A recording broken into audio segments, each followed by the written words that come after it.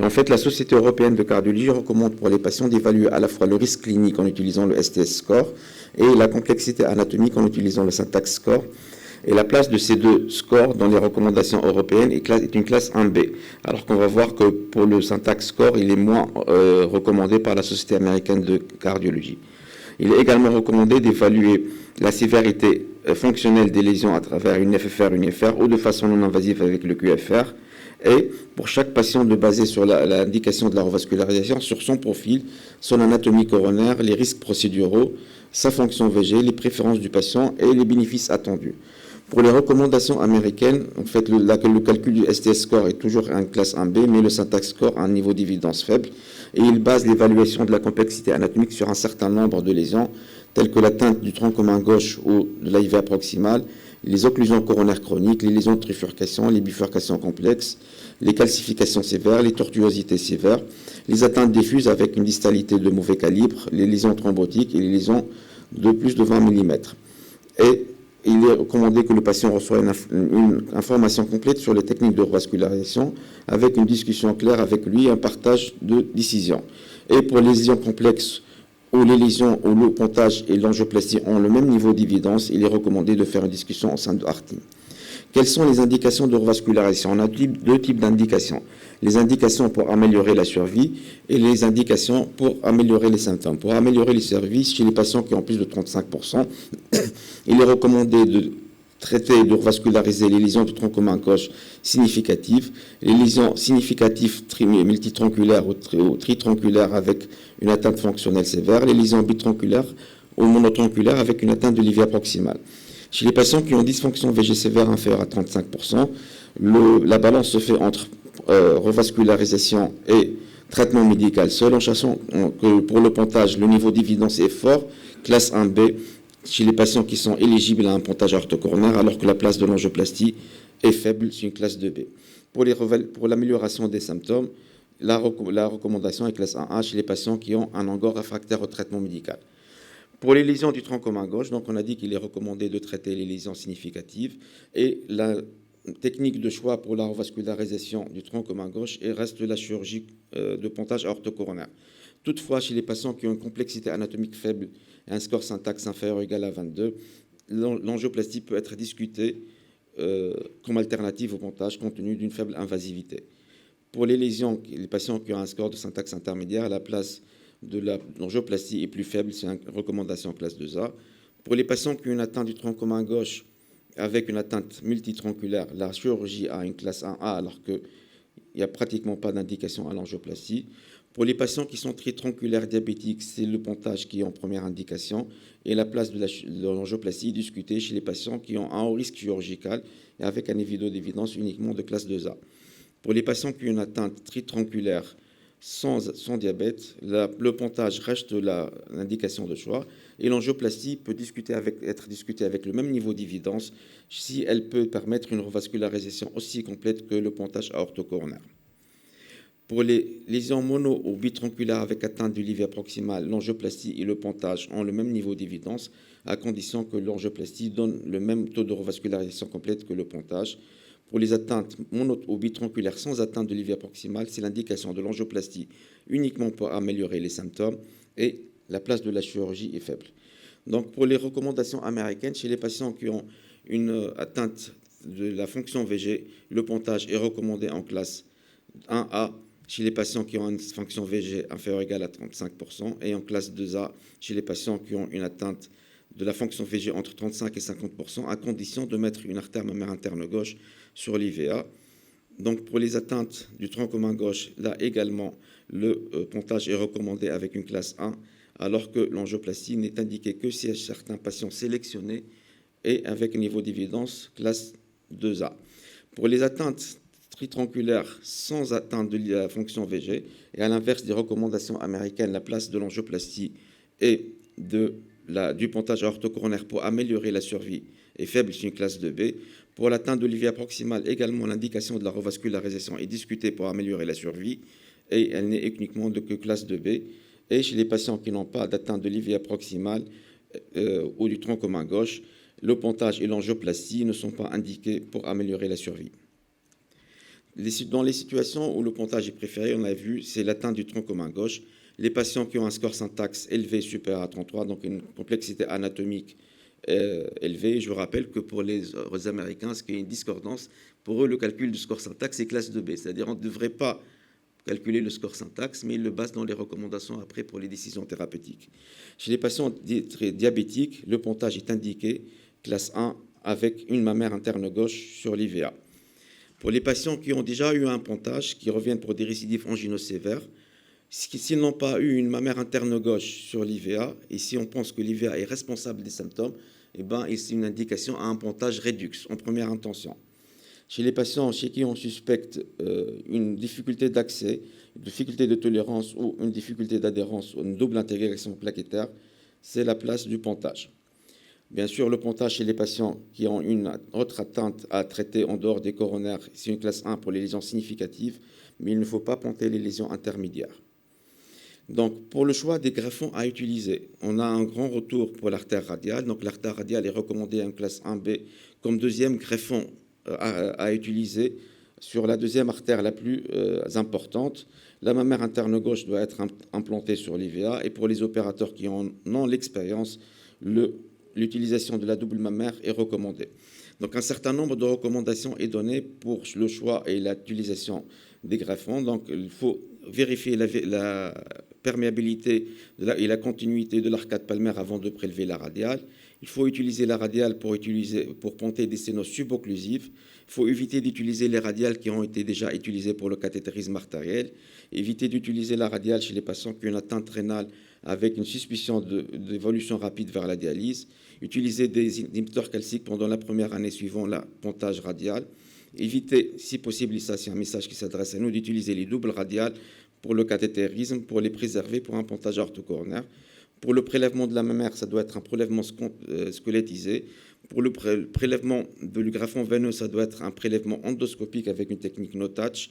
Et l'utilisation de l'artère gastro-épiploïque pour les chirurgiens qui en ont l'expérience est recommandée pour ponter les coronaires droites qui ont des sténoses subocclusives. Un certain nombre de techniques adjuvantes est également recommandé, telles que l'utilisation de l'écho épi-aortique pour rechercher les plaques et les calcifications de l'aorte avant le pontage, pour diminuer le risque de complications thromboemboliques. L'utilisation des pontages sans CEC est recommandée chez les patients qui ont des aortes très calcifiées et chez les BPCO.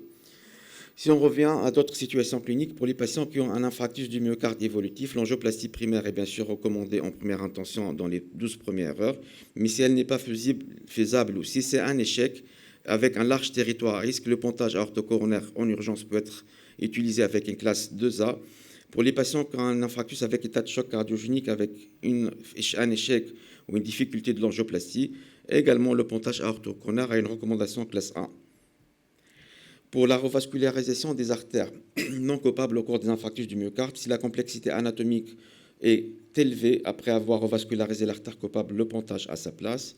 Il a sa place également chez les patients qui ont un non-stémie avec un large territoire à risque et des difficultés ou des échecs de revascularisation, ou chez les patients qui ont un état de choc cardiogénique avec un large territoire à risque.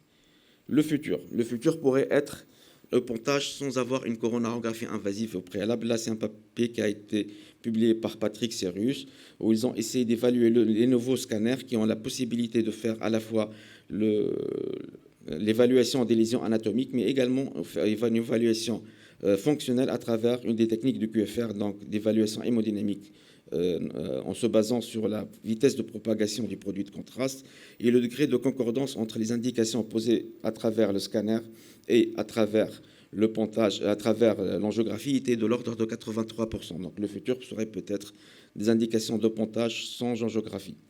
Donc comme je l'ai dit, le pontage aortocoronaire a connu d'importants progrès techniques. On a des techniques mini-invasives, des techniques hybrides, des pontages sans CEC, des avancées et des recommandations claires pour le choix des greffons artériels à sélectionner, et il faut privilégier au maximum le pontage tout artériel et plusieurs autres techniques adjuvantes.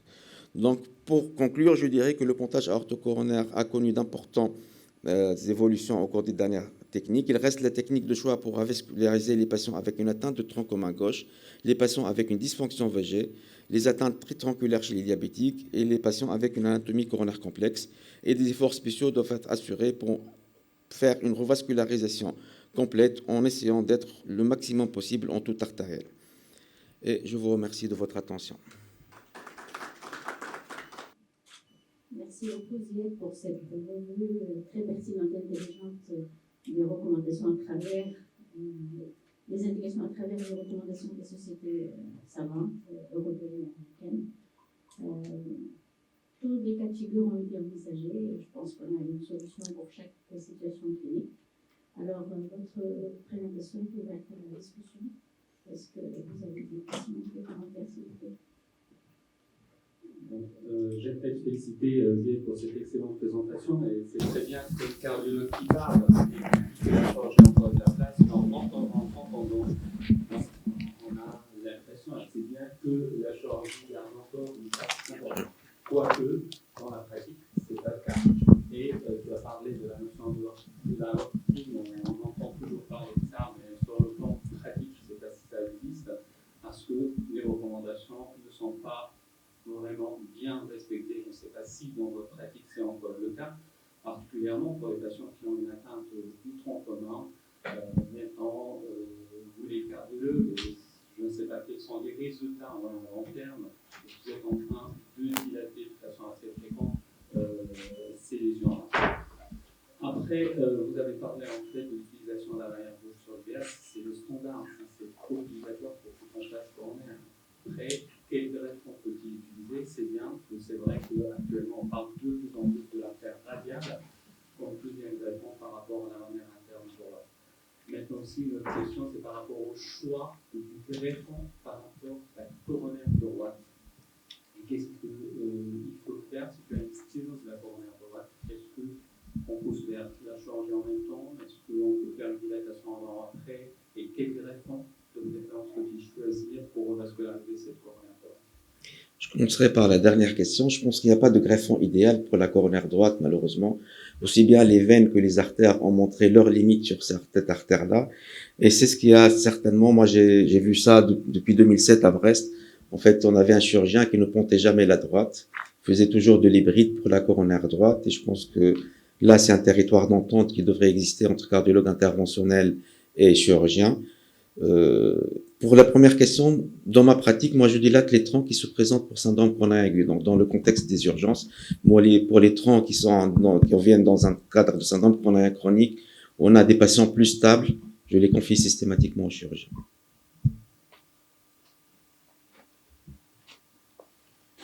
Sur les dernières recommandations, qu'est-ce qui a changé? C'est toujours les diabétiques, les troncs ouverts, le tronc le choix du greffon, on en parle depuis une trentaine d'années sur les mêmes greffons.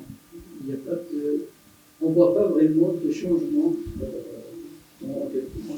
En fait, les dernières recommandations ont l'avantage d'avoir utilisé des termes clairs, là où certaines recommandations précédentes étaient un peu dans le flou. Donc là, les termes sont clairs, les indications sont très bien codifiées, le choix du greffon et les techniques opératoires sont aussi codifiés en se basant sur les dernières études qui ont permis de confirmer encore plus en fait le choix de la chirurgie. Les études sur le tronc commun gauche, les études sur les tritronculaires diabétiques sont citées en référence et c'est ce qui a permis d'asseoir les indications qui sont très claires. Et c'est des études qui ont été publiées dans les années, la majorité entre 2010 et 2020, donc c'est ce qui a permis d'avoir ces recommandations aussi claires que ça.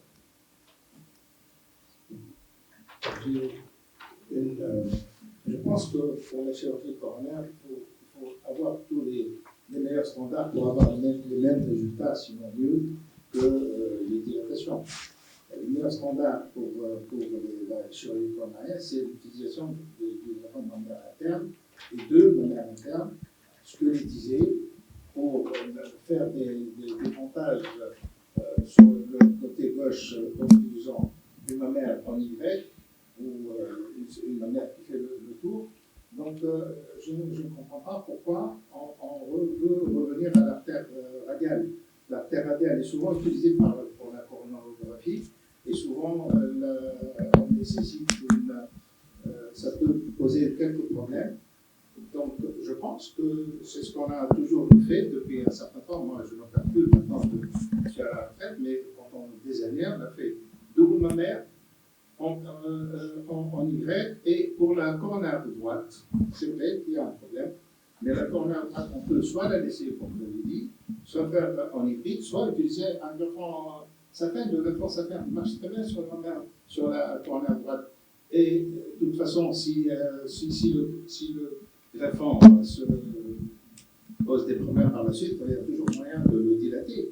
Et donc, on a toujours fait comme ça, on a obtenu de bons résultats. On a une série importante de double mammaire utilisée en position dans tous les sites qu'il faut opérer. Je pense qu'il faut revenir au standard. Est-ce que c'est là? Bonjour, je m'appelle Marina Clément, je suis chirurgien cardiaque en France. Je suis complètement d'accord avec vous sur le fait que le double mammaire, effectivement, pour moi, c'est le gold standard. J'ai juste une interrogation sur quel est le problème avec la coronaire droite? Parce qu'ils ont posé le problème, mais le problème de la coronaire droite, on peut aussi utiliser les mammaires. Hein. Bien sûr. La longévité des greffons, en fait. Les occlusions de greffons les plus fréquentes qu'on voit, nous, sur notre pratique de cardiologue interventionnel, c'est le plus souvent les coronaires droites. Oui, probablement parce que, pour une raison qui m'échappe, il y a beaucoup de chirurgiens qui n'aiment pas faire l'IVP, par exemple, ou qui, c'est les derniers pontages qu'on fait. Mais, enfin, je sais pas, moi, ça ne m'est jamais arrivé. Alors, pour la coronaire droite, excusez-moi, c'est le problème du degré de sténose. L'occlusion totale de la coronaire Voilà, droite. à ce moment-là, c'est différent. Vous avez une IVP. Là, on peut mettre un pontage artériel. Mais il ne faut pas peut-être mettre une artère sur une sténose à 70%, par exemple. Oui, mais c'est pas du tout le même concept. Là, on parle d'artère vraiment qu'il faut ponter. S'il faut la ponter... Si vous avez une sténose à 70-80% et vous allez opérer le patient, vous serrez sur la coronaire droite et pas total d'occlusion. On nous demande en général de faire la revascularisation. Et là, ça pose le problème du choix de greffe. Et c'est vrai que, bon, la Bensapem peut toujours avoir une place. Maintenant, faire un montage au direct avec une double mammaire, vous pouvez aller jusqu'à éviter la réponse. Bien sûr, sans problème. Quoique, l'artère ou distalité devient de moins bon calibre. C'est pour ça qu'il faut prélever des mammaires longues et essayer de se mettre un petit peu à distance au niveau du Y. Ouais. En tout cas, je pense que faire une revascularisation hybride n'est pas une injure ni à la chirurgie ni à l'angioplastie. La coronaire droite est plus facile à traiter en percutané, donc elle peut être percutanée. C'est traité tranquillement.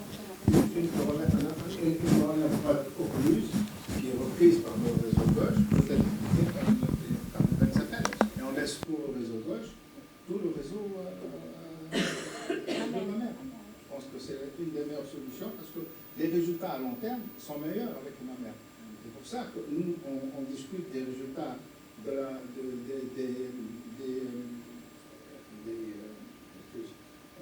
dilatations coronaires. Les dilatations coronaires, qu'est-ce qu'on a contre guillemets les dilatations coronaires? C'est le résultat à long terme. Une mammaire posée, un résultat à long terme peut aller jusqu'à 20 ans. Pour toutes les mammaires, bien sûr. Donc, je pense que si on veut que la chirurgie persiste et reste et donne de bons résultats vis-à-vis des résultats des angioplasties, il faut que les chirurgiens se mettent à faire des pontages avec des artères mammaires internes qui semblent les mieux adaptées à... Je pense que l'histoire de l'épiploïque, je pense que vous l'avez oublié. Hein. Bon, c'est vrai que c'est un cardiologue qui parle. Bon. Elle est dans les recommandations, mais pour les opérateurs expérimentés. Non, je sais. Moi, je veux relever le cas particulier des Tunisiens coronariens. Nous avons une population de très jeunes patients qui entrent dans la maladie coronaire et qui arrivent assez souvent avec des lésions relativement simples.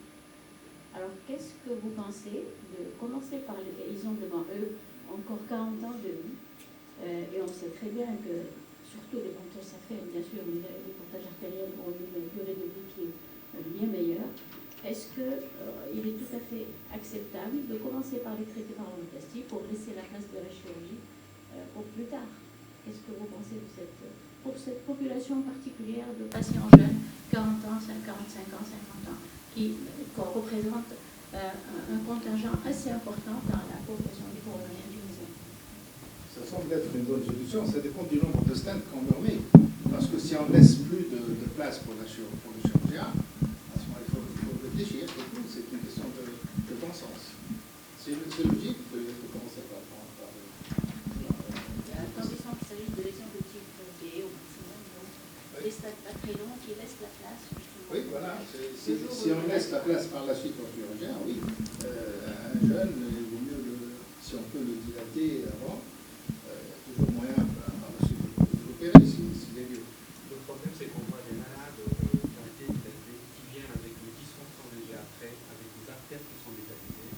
Et ça rend le pronostic de la chirurgie, comme je disais, je pense que là, il faut respecter les recommandations, parce que faire un bon comptage avec la santé. Je pense qu'on a discuté suffisamment. On peut passer à la publication suivante. Hybrid coronary revascularization, Dr. Daoud. Donc, bonjour à tous, je me présente, je suis Ziad Daoud, je suis assistant en chirurgie cardiovasculaire à l'hôpital La Rapta et je vous présente alors la revascularisation coronaire hybride. On n'a pas de conflit d'intérêt. Donc la revascularisation coronaire, en général, elle émane de deux stratégies, la stratégie percutanée ou la chirurgie. La meilleure stratégie reste sujet de controverse et de plusieurs études.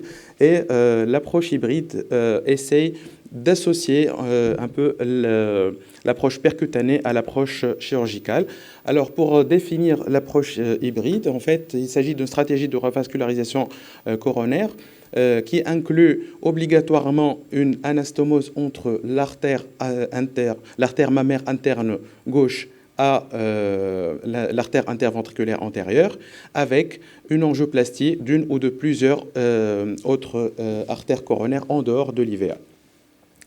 Et doit aussi obligatoirement être incluse dans une stratégie de revascularisation et non pas le traitement d'une complication d'une approche ou d'une autre. Les sous-groupes de la revascularisation hybride, en fait, on peut approcher la voie chirurgicale conventionnelle, sinon ce qui est plus utilisé est la littérature parle plus du mini-invasif et de la robotique dans la revascularisation hybride. Alors la logique de la revascularisation hybride, c'est d'associer les avantages de l'angioplastie aux avantages de la revascularisation percutanée. En fait, on sait que l'artère interventriculaire antérieure donne plus que 50% du sang pour le ventricule gauche et que l'artère mammaire interne gauche sur l'IVA a une très bonne perméabilité qui peut atteindre au-delà de 95% à 10-15 ans.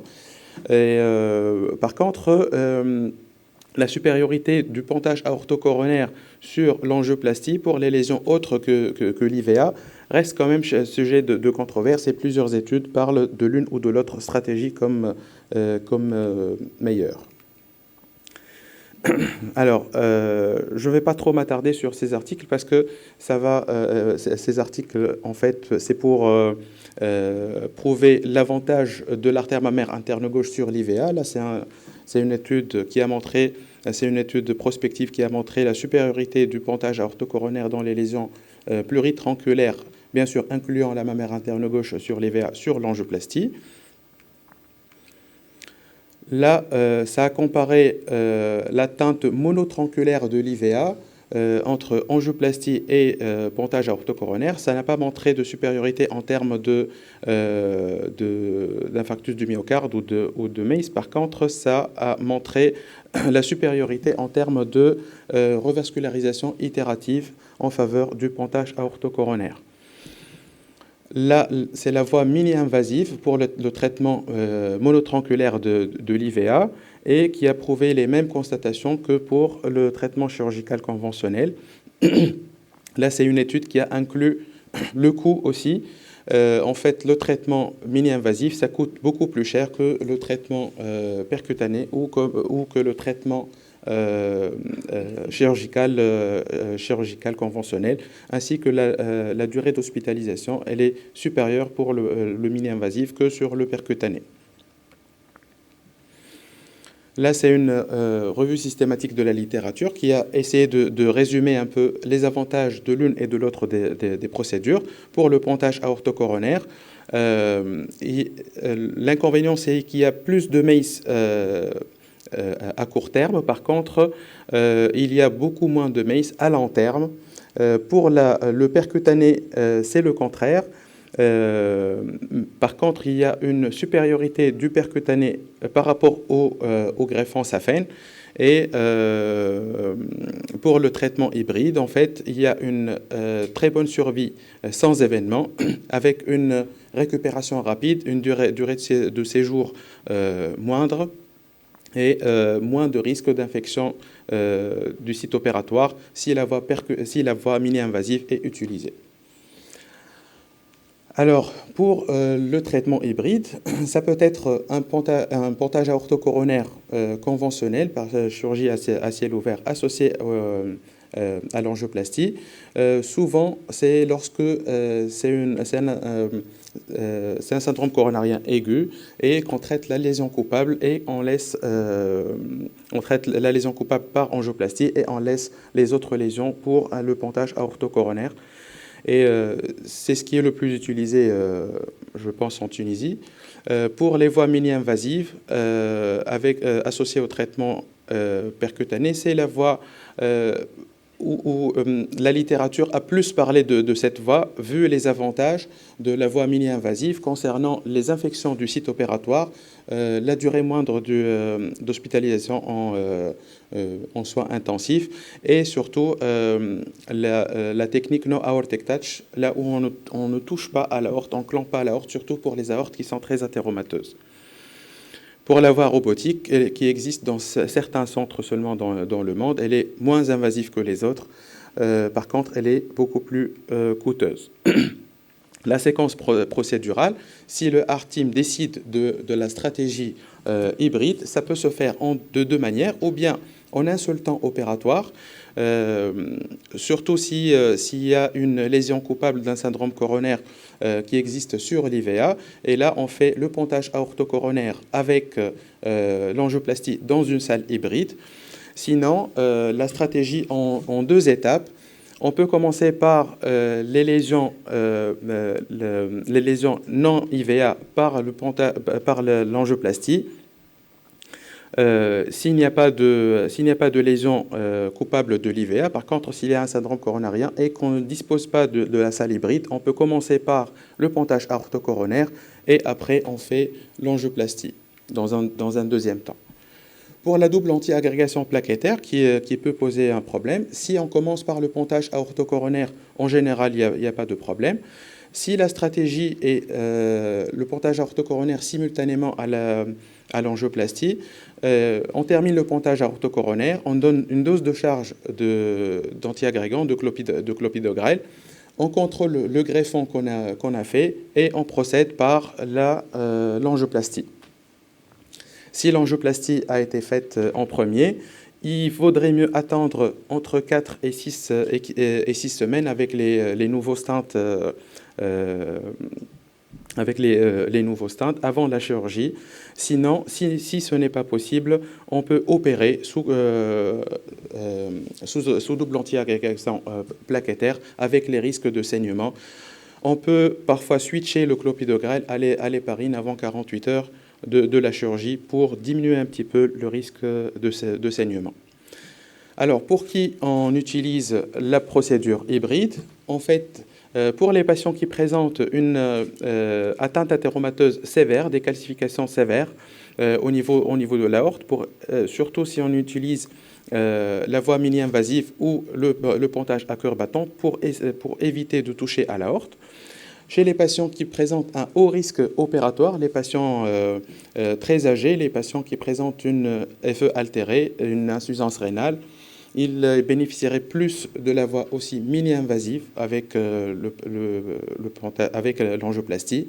Pour les patients obèses qui présente un diabète très mal contrôlé, avec un haut risque de médiastinite aussi, c'est la voie mini-invasive qui donne l'avantage au traitement hybride. Sinon, si c'est un patient où on ne trouve pas vraiment les greffons nécessaires pour faire le pontage, on peut mettre l'artère mammaire interne sur l'IVA et puis faire les autres artères avec l'angioplastie.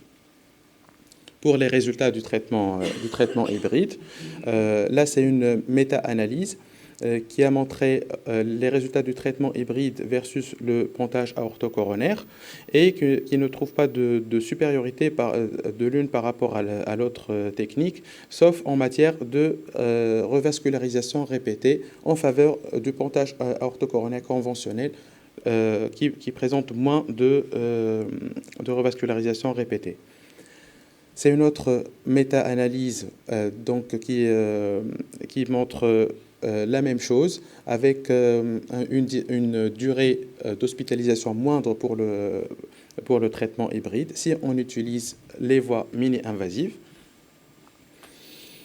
Là, c'est une méta-analyse qui compare le traitement hybride au traitement percutané et qui montre une différence significative en faveur du traitement hybride pour les infarctus du myocarde à long terme, pour les revascularisations répétées à long terme, par contre, qui ne montre pas de différence significative à long terme en termes de mortalité et d'AVC post-opératoire. Qu'en est-il des guidelines ?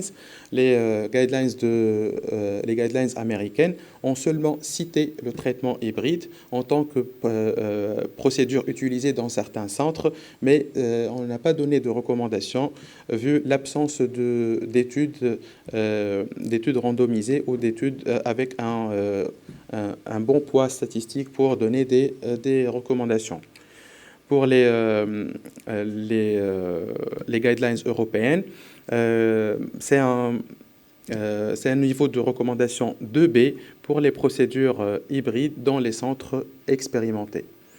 Donc, pour conclure, le traitement hybride, il est intéressant dans certains cas sélectionnés. Les bienfaits, il comporte les avantages du pontage aortocoronaire avec les avantages du traitement percutané et surtout si on utilise les voies mini-invasives pour le traitement hybride. Et d'autres études doivent être pratiquées pour réaliser la place du traitement hybride dans la stratégie de revascularisation myocardique. Et merci pour votre intérêt. Merci Zied pour cette très belle revue. En fait, c'est une pratique qui devrait prendre place de plus en plus dans le quotidien, parce qu'on est confronté à des situations qui a priori, c'est plus difficile. Dans notre direction avait commencé il y a quelques années, on a quelques cas de 10 000 cas, une dizaine de cas de 2 000 cas. Et je pense que la vraie définition de l'hybride, c'est lorsqu'on fait une cadre ou la robotique avec la dilatation, parce que sinon, si c'est un pontage ça n'a pas un bon intérêt. Et puis, par rapport à la stratégie, tu as très bien démontré qu'il y a 3 possibilités, soit commencer par le pontage, mais ici, le risque, c'est de voir, on a eu un cas, de voir une style préférée sur notre territoire. Je me rappelle de cas chez qui j'ai fait un handicap d'un IVA, et après, il a décompensé son coronaire droite, il a fait un infarctus après. De faire en simultané, faut-il avoir sa hybride, on espère qu'il y ait de plus en plus dans notre pays des créations de ces salles-là. Après, commencer par faire la dilatation, opérer les patients après. Le traitement type agrégon, ce n'est pas tellement une contre-indication. Si le malade est urgent, il est toujours possible d'opérer ces patients-là sous traitement anti-agrégant, d'autant plus que c'est une chirurgie à cœur.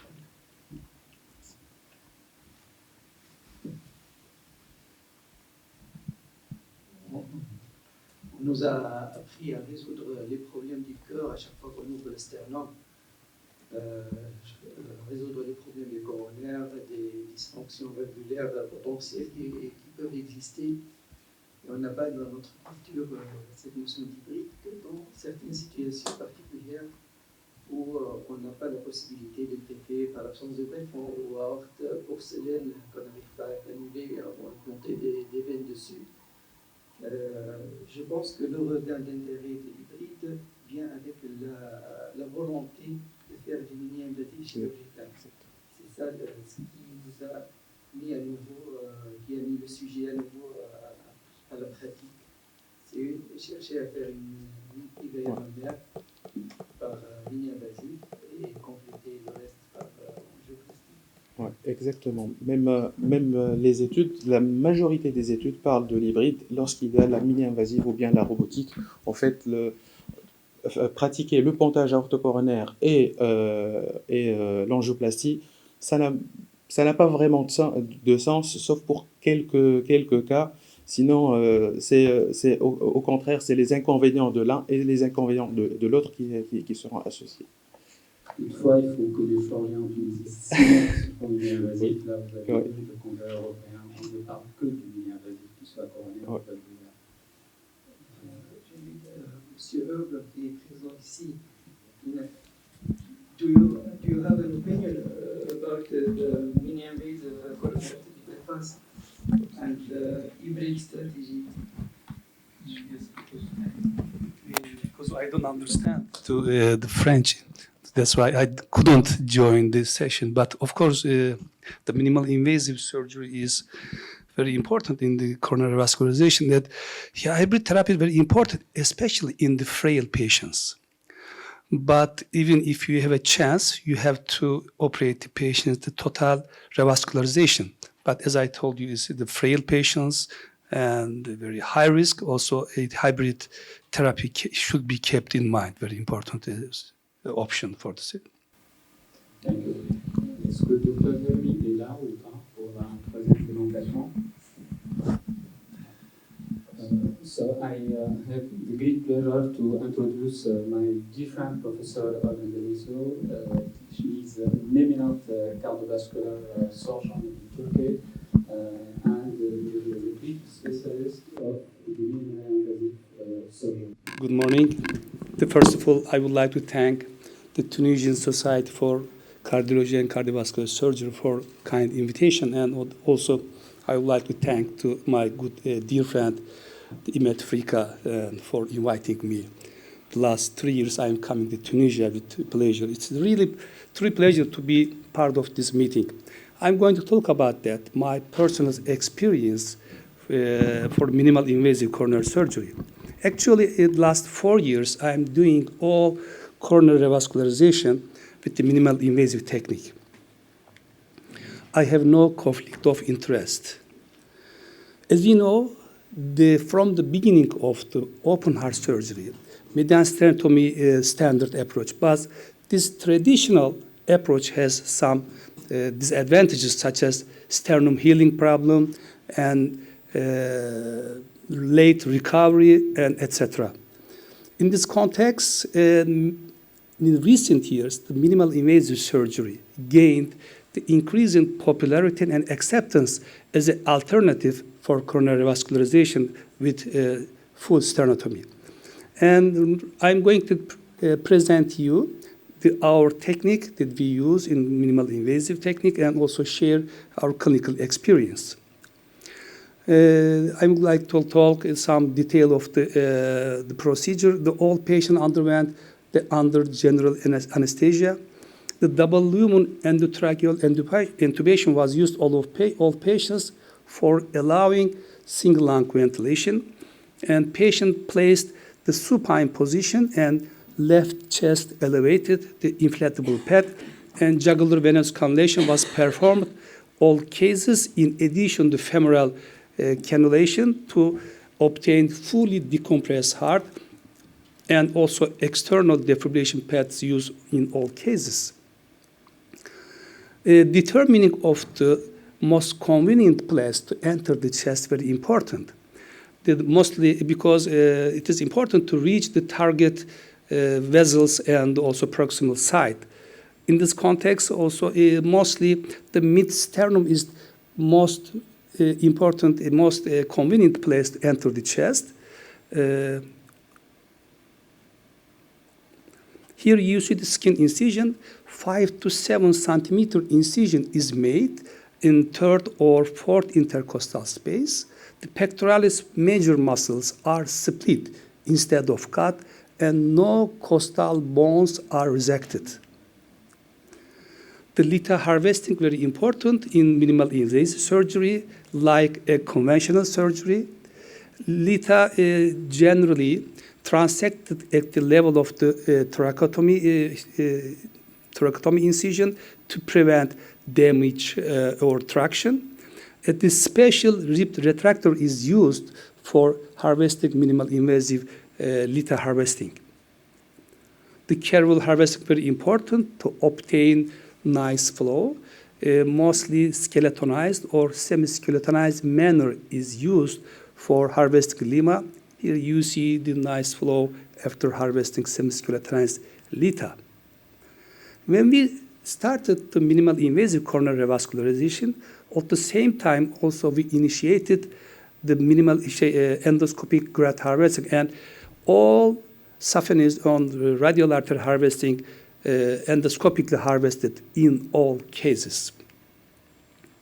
In this technique, the firstly aorta is encircled with the nylon tape. Afterwards, the cardioplegic cannula is placed ascending aorta with gently pulling the nylon tape ascending aorta. And after initiating of the cardiopulmonary bypass, the Cheatwood clamp is introduced to second intercostal space, and cardioplegia is given every 15 minutes or end of each distal anastomosis like the conventional surgery. In order to obtain the good exposure of the target lesions, both pulmonary veins and inferior vena cava are encircled separately. Using these tapes, heart is manipulated and the target vessels brought to a chest incision. For instance, for the right coronary artery and its branches exposure, these tapes around the left pulmonary veins and inferior vena cava pulled towards the patient diaphragmatic side. But on the other hand, to obtain the good exposure for circumflex artery or its branches, these tapes pulls towards the patient left side. As you see, after that target vessels brought up the chest incision, the rest of the procedure like a conventional surgery. As you see, all procedure is done using the conventional instruments that we use the classical surgery. The LITA LAD anastomosis may be easiest part of this minimal invasive surgery. As you see, using these tapes, the LAD can be exposed very easily, and LITA LAD anastomosis is done like conventional surgery. After completion of the distal anastomosis, Cheatwood clamp is released and heart allowed to beat spontaneously. Afterwards, gently pulling the tape around the aorta, the side bite clamp is placed ascending aorta, and as you see, the proximal anastomosis can be done easily using standard instruments.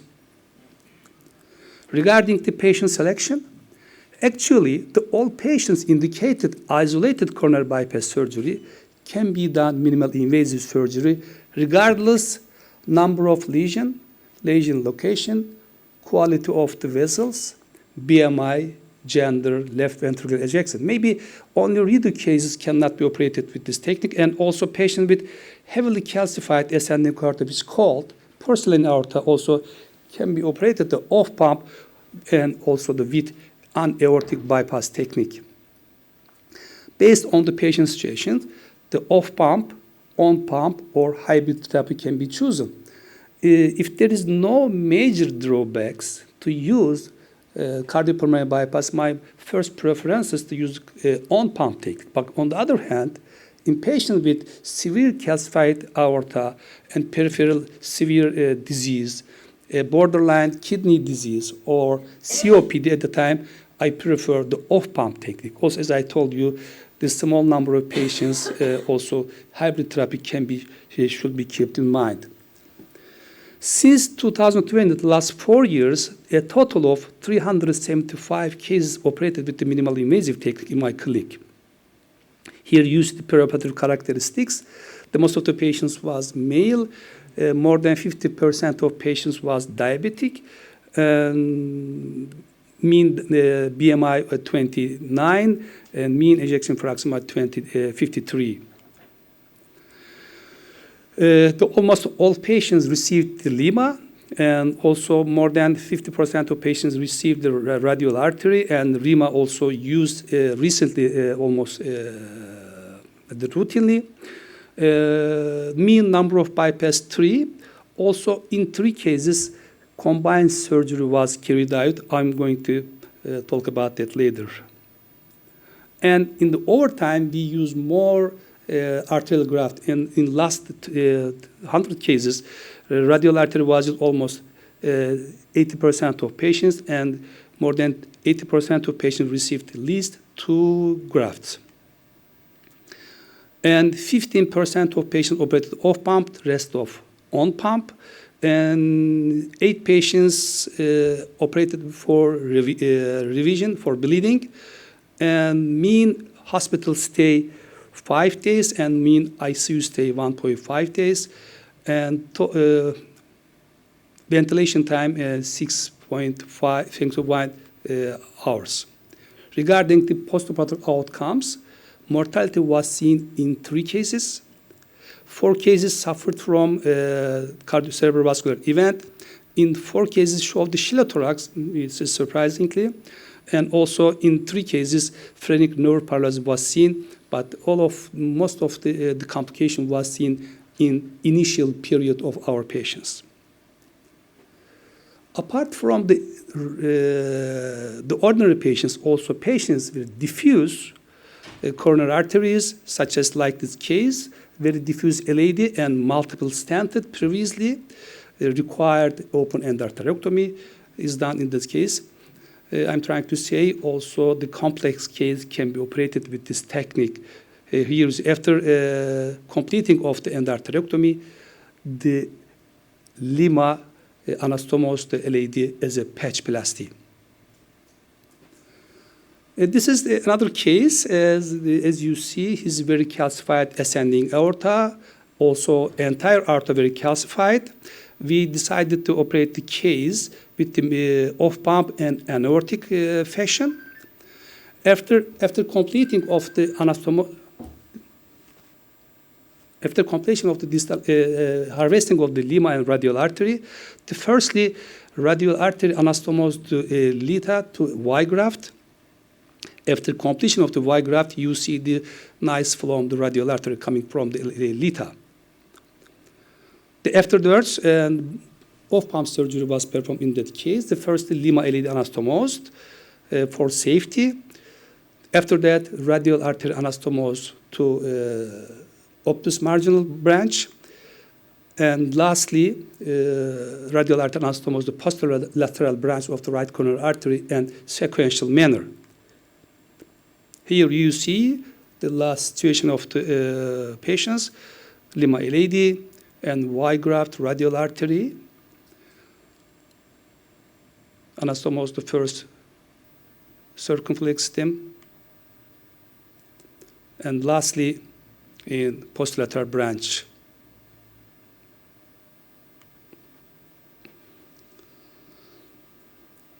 As I mentioned earlier, I operated 3 cases and combined surgery. This case operated for post-MI VSD. Here you see the repair of the ventricular septal defect using the Dacron patch. After completion of the VSD repairing, ventriculotomy closed using 2 parallel Teflon felt.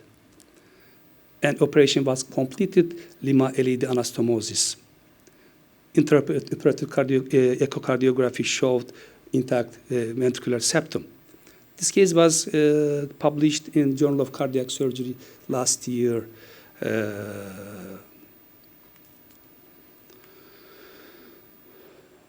This is another case, the combined surgery.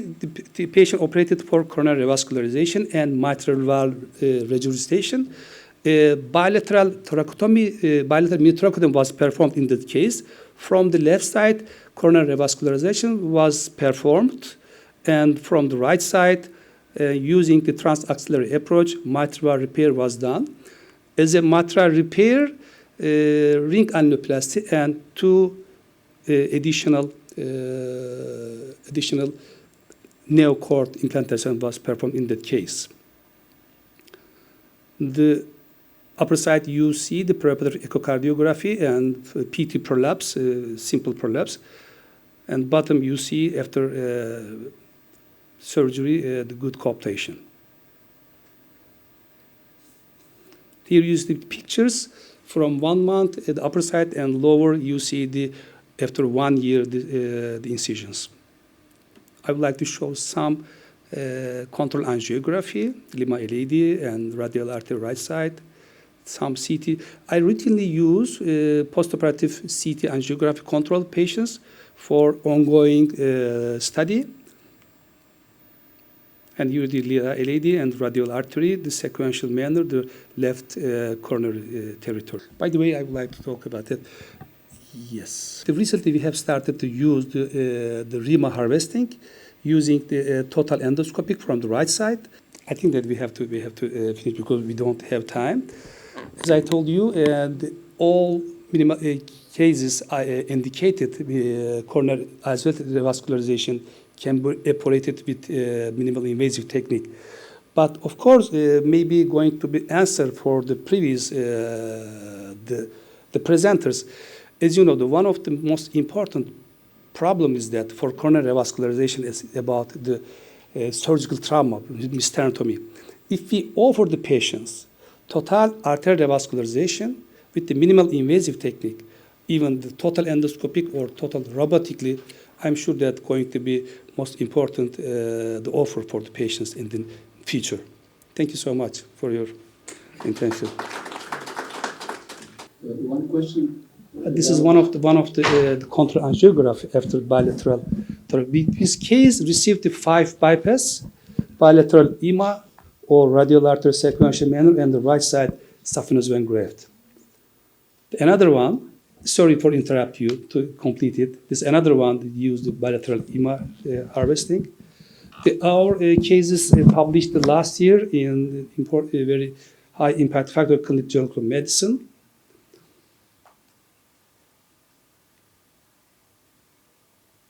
Thank you. Nothing else. Doesn't work. You used recently RIMA and the harvesting of right internal artery is visible from the left side, but it is more difficult. And a question also about the duration of artery clamping and sacral circulation is more important than the conventional surgery or not? Yes, you are right. RIMA also can be harvested from the left side, but it is technically challenging. The most of the surgeons, when you use the right side harvesting, the left side harvesting, most of the time they use the free graft. But from the right side, without thoracotomy, just for the ports, you can harvest the whole length of the reta, and you can use the in situ form instead of the free graft. But also, as I told you, is we have to work more to enable to use more bilateral EMA and radial artery. Can you ask the second question again, please? I could not. The duration of artery clamping and sacral circulation. Actually, this is the journey. At the beginning, it was of course longer than the usual, but so far I have I operated 400 cases in minimal invasive. So right now the cross clamp and cardiopulmonary bypass time almost same the conventional.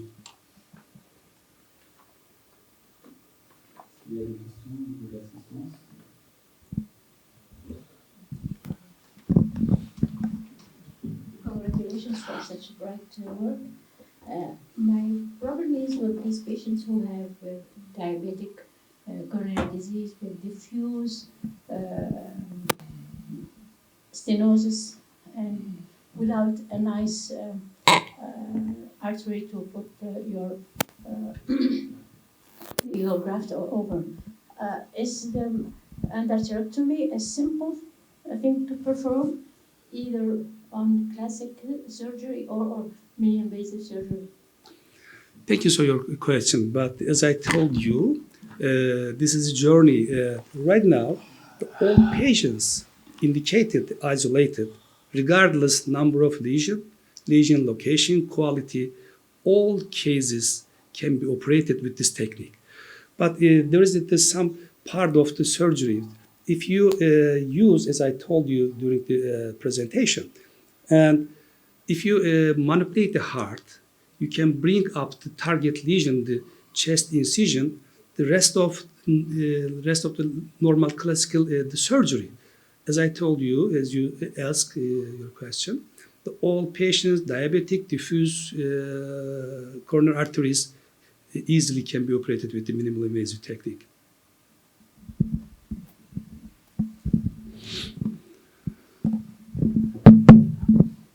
Thanks, Dr. Demir Sory, for your useful communication. We practice these techniques in Tunis since the 90s, and personally, I was very passionate by this off-pump. But the problem is the indications. What are your target indication for this type of? Is there in our team surgeons who practice only that, and surgeons who practice pump culture? You talk about that, the off-pump, on-pump, or minimally invasive? Both. I took Okay, pump and off-pump. It is a great point. Thank you so much for your question. Firstly, if you want to start a minimal invasive, you have to complete your maturation of the open heart surgery, even the off-pump or on-pump. Afterwards, you have to start minimal invasive. This is my chance. I'm working in private hospital. That's why not educational like a university. That's why maybe chance, maybe not. I do everything myself, even skin to skin. All patients was done by me, by skin to skin. That's why if you do everything yourself, it's okay. But another disadvantage of the case, the education is difficult to teach the other young surgeons, because the very small incision and everything is done under direct vision. So maybe my next step for me, the endoscopic surgery. The endoscopic surgery provides more educational opportunity for the young surgeons, because you can also show on the screen. Additionally, the robotic surgery more easy to educate, because you use two consoles to show the same screen the trainer.